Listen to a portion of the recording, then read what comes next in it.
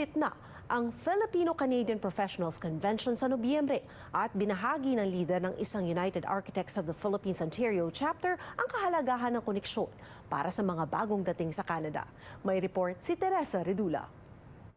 When we migrated in Canada, the first thing that we want to do is how to start with the architecture career, right? And syempre, at that time we don't have any idea how to start. Isang lisensyadong architect at master plumber sa Pilipinas si Elmer Canlas.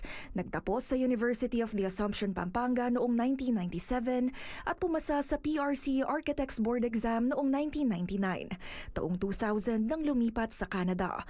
Gayunpaman mahabang panahon din daw ang lumipas bago maipasa ang EXAC o Examination for Architects in Canada. I started in 2011, then I took the exam in 2018. Actually, the examination is for 2018, but yung result lumabas ng 2019. Personally, mahirap yung mag-start ka. Kasi first, wala kang connections. Alam mo naman sa business dito sa Canada or work sa Canada, you need to know someone. Siyempre, you need to find a job para survival, di ba? But the good thing, I got hired as an interior designer in a company.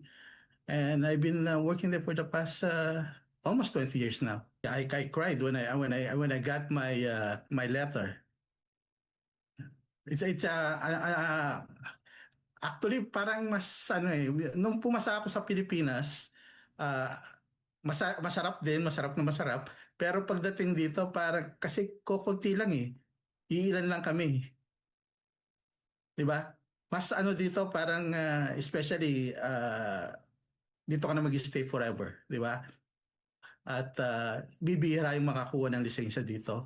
Kaya taong 2003, naging bahagi si Canlas ng isang grupong inilunsad ang Ontario chapter ng United Architects of the Philippines na layong tulungan at gabayan ang mga Philippine Registered Architects. Majority ng mga mga members namin for the past 4 years, 5 years, they're yung student pathways. They're architects back home. Tinutulungan namin. We're conducting a seminar for Canadian Architect Certification Board kung paano mag-process. Tinutulungan namin sila, ginagayad namin sila. Siyempre, but recently, ang dami nang pumapasa din. Ngayong ika-22 taon na ng kanilang grupo, patuloy daw na dumadami ang kanilang mga miyembro na kasalukuyang nasa higit 280 katao na. At sa darating na November 1, magiging bahagi rin daw sila ng Filipino-Canadian Professionals Convention sa Vaughan, Ontario. Sana makapunta yung mga architects dito sa Ontario to find out ano ba pwedeng namin may tulong at paano sila magkakaroon ng lisensya dito. Everything is possible. Basta magsumikap lang at find the right people na makakatulong sa'yo. Teresa Redula, Omni News, Toronto.